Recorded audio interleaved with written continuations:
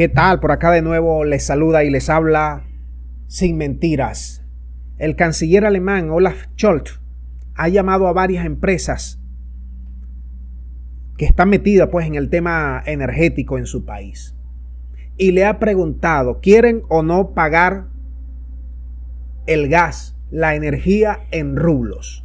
Porque como saben ustedes, hace pocos días atrás el presidente de Rusia planteó ya de manera inmediata que los países inamistosos, aquellos que le metieron sanciones, van a tener que pagar el gas, la energía en rublos. Y ordenó a Gazprom, que es la empresa proveedora de este servicio, a que cambiara en una semana los contratos y que hablara con todos los clientes para ya poder determinar esta nueva condición. Ahora, Putin le dijo claramente dos cosas. Si no pagan el gas en rublo, le corto el grifo. Y si lo pagan, efectivamente tendrán su gas. Hay dos países que ya dijeron vamos a seguir pagando porque no podemos desprendernos del gas. Japón y Corea del Sur. Y los alemanes, que son los que llevan la peor parte, al igual que la Europa del Este, bueno, le dijeron al resto de la Unión Europea, dejaron abierta esa posibilidad. De hecho, se están comunicando con las empresas. Claro, los alemanes dicen que están vulnerando los contratos, que los contratos estaban en euro y en dólares, que ahora pagarlo en rublo se hace difícil, pero es la condición. Es la condición porque Rusia dice que ya no hace nada con estas dos divisas porque está sancionado. Y con ello, Rusia ancla su divisa, el rublo, la ancla a commodity o a energía, en este caso petróleo, en este caso gas, para refortalecerlo. De hecho, el rublo antes de comenzar la guerra estaba en 80, 85, esa era su fluctuación respecto al dólar. Después de las sanciones llegó hasta 130, depreciándose más del 30, 40%.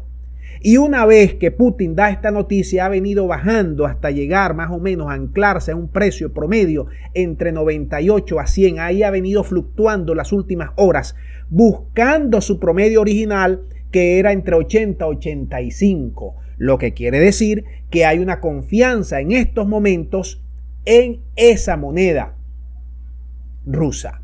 Entonces, si tenemos en cuenta todo esto, que Rusia estuvo más de 50 años, incluso con la Guerra Fría, enviando gas a Alemania y a la Europa del Este, que es el mayor consumidor de gas ruso, ¿por qué ahora se dieron todo esto y Alemania se metió en ese callejón sin salida, que ahora no haya cómo salir? Gazprom tiene más de 40 contratos a largo plazo con las contrapartes europeas. Más de 40. Estamos hablando más de 40 países. Para que ustedes se den la dimensión. Entonces, los clientes europeos ahorita mismo tienen un dilema. No pagar en rublos y arriesgarse a no recibir el gas.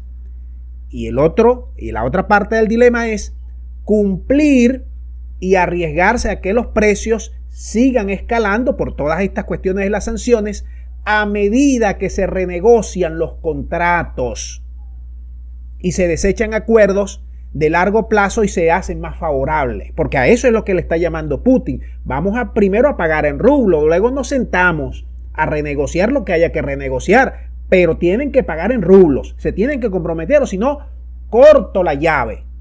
Ahora, los europeos ante estas disyuntivas ya están consultando a la Casa Blanca, ya están pidiendo permiso si pueden o no pueden pagar en rublos para no violentar las sanciones. Fíjense toda esta maraña de juego estratégico, geoeconómico, geopolítico que estamos asistiendo en este momento. Por lo pronto, Putin parece tener ventaja en este momento. Vamos a esperar los próximos días, las próximas semanas para ver cómo termina toda esta geoestrategia y nosotros seguiremos apuntalándolo acá en nuestro canal. Muchas gracias. Será hasta la próxima.